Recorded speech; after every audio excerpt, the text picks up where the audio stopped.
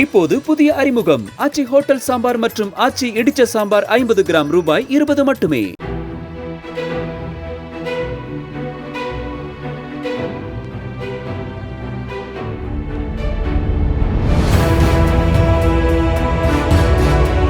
கோவையில் மூளைச்சாவு அடைந்த 1 வயது பெண் குழந்தையின் இதயம் பெற்றோர் சம்மதத்துடன் சென்னை தனியார் மருத்துவமனையில் 1 வயது பெண் குழந்தைக்கு மாற்றி பொருத்தப்பட்டது. கோவையிலிருந்து சென்னைக்கு விமானம் மூலம் கொண்டுவரப்பட்ட குழந்தையின் இதயம் ஆம்புலன்ஸ் மூலம் தனியார் மருத்துவமனைக்கு கொண்டு செல்லப்பட்டது.